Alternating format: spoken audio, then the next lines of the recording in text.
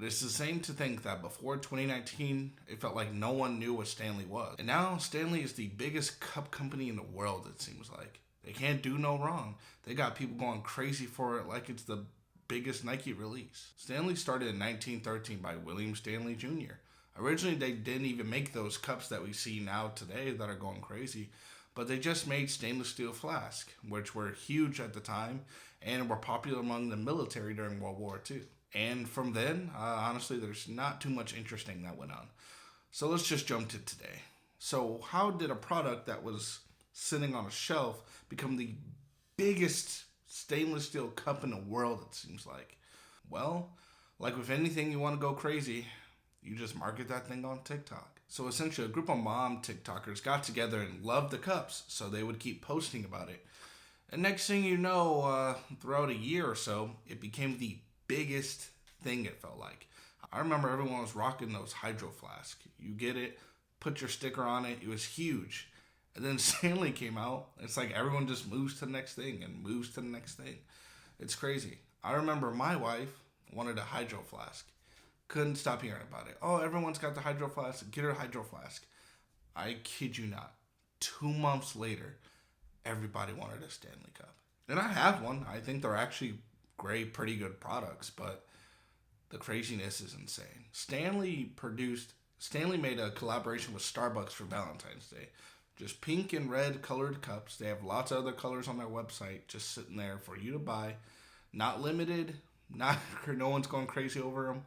But for some reason, everyone went stupid to the point where people were trampled for this. I tell you, people waking up 3 a.m. at a Target. Yes, to wait for a cup. I don't get it. And if you haven't seen the craziness in the news about this Stanley Cup, watch here. And here's footage of the chaos. But after the successful marketing campaign, Stanley would hire the former president of Crocs in 2020, which is huge because you see how crazy Crocs went. No one knew about them. Now everyone knows about Crocs. And for a while there, it felt like everyone kind of moved on to some other things. And now there's been a huge resurgence.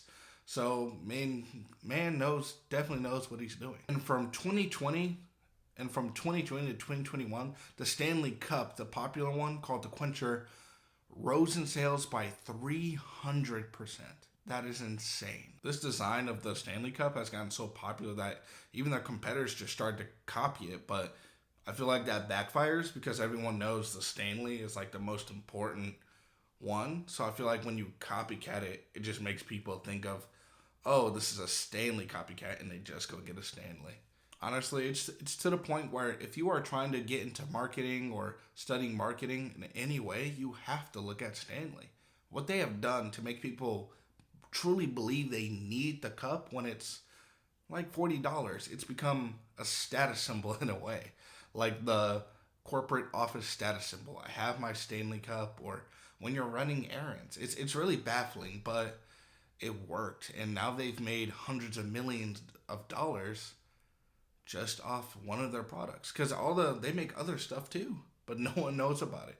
They actually make some really cool stuff like coffee mugs, coffee makers, thermoses, which were huge before the Quencher, the cup was made, and but no one talks about those. Thank you for watching this video. If you have a Stanley Cup and love it, make sure you like this video, and I'll have more to come. Thank you. Have a good one. Peace.